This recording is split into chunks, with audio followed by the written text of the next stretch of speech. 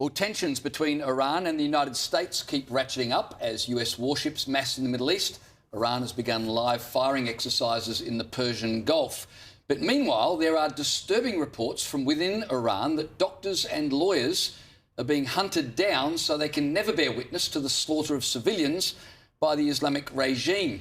Joining me now is human rights lawyer and head of the Australia and Israel Jewish Affairs Council Sydney office, Arsen Ostrovsky.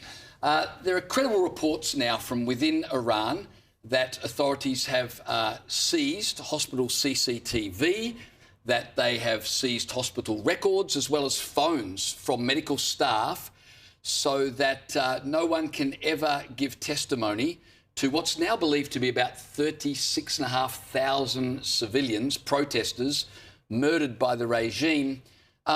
If doctors are being threatened, hunted down, records taken, it's entirely possible the death toll is much higher than we've been led to believe and that we may never know the exact death toll. You're absolutely right. The death toll could be significantly higher than even what you suggested. And as much as this Iranian regime might try and hide the truth, as much as they might try and persecute the innocent civilians, as much as they might try and shut down the internet, we know the truth. We know that this Iranian regime is brutal. It's merciless. It is slaughtering innocent men, women, children on the streets, tens of thousands who are fighting for their basic human rights, their dignity, are being slaughtered in the streets. And as much as they try and shut the internet, as much as they try and deny the truth, we know the truth. You're a human rights lawyer. I was fascinated by some of the charges that detainees in Iran are facing. They're charged with crimes including waging war against Allah and corruption on earth against Islam. And under Sharia law, I understand many of these crimes will invoke the death penalty. How concerning is it then that not only are doctors being threatened and rounded up, but lawyers representing some of these detainees are missing?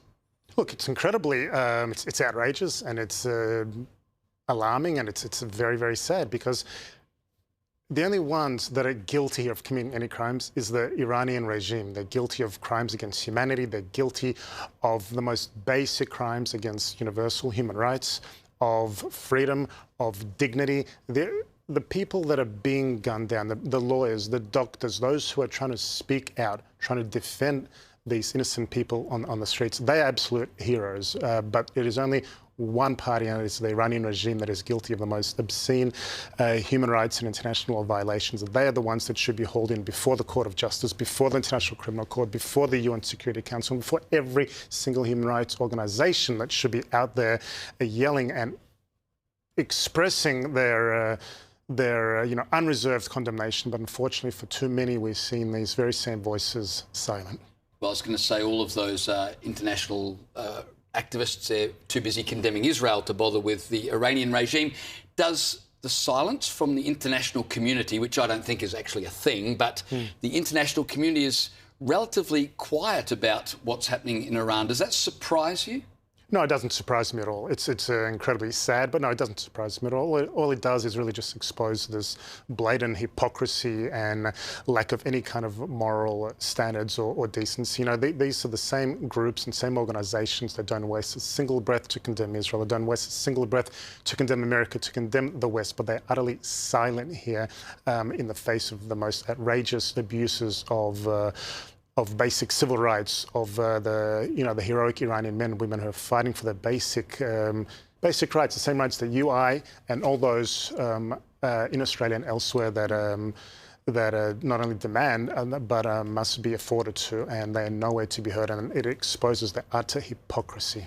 I remember well the March for Humanity across the Sydney Harbour Bridge. You would remember it as well. It was all over Australian news and indeed broadcast around the world.